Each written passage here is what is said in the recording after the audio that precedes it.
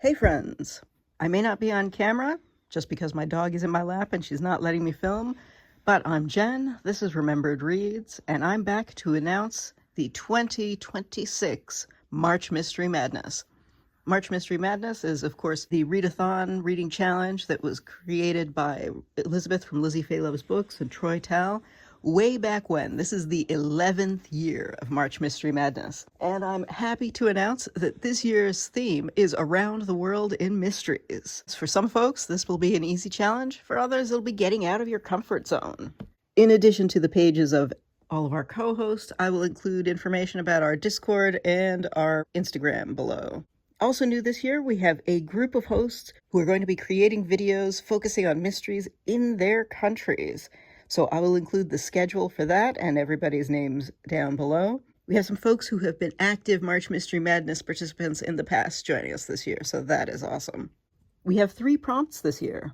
Prompt number 1 is read a mystery that's set in a different continent than where you live. So if you live in the UK, you can read a book that's set in the US or vice versa. If you live in Australia, you can read a book that's set in Malaysia. If you live in Malaysia, you can read a book that's set in South Africa. Depending on how you count the continents, maybe if you live in Canada, you can read a book that's set in Argentina. But if you consider North and South America to be one continent, then you can't. So go with whatever your gut says.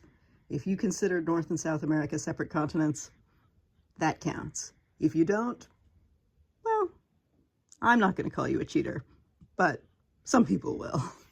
Prompt number 2 is read a mystery from an author who is from a different country than where you live. So all of those continental examples still count, but you can also read books from your neighbors. So if you're in New Zealand, you can read a book from Australia. If you're in Mexico, you can read a book from the US. If you're in Argentina, you can read a book from Brazil. Now, how you define countries varies. So some people would say if you're in England, you can read a book from Scotland. Some people will say that doesn't count because it's all the UK. As with the continental question, go with however it works where you're from. It's not cheating if you believe it's not cheating.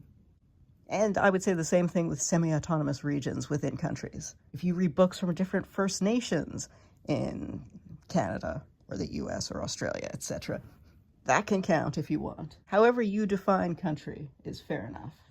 And prompt number 3 is read a mystery that has been translated from its original language. So that can mean if you're reading in English, you can read any book that's been translated from anywhere, whether it's your own country or not.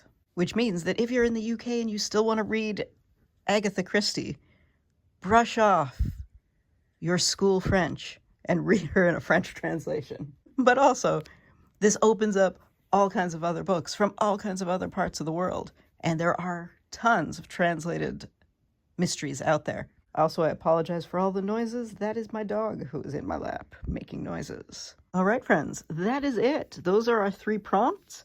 All the information about the readathon and social media and all the co-hosts will be down below. Welcome to our new hosts. Awesome that all of you are here. And yeah, that's it. Hope to see you all in March. Ciao.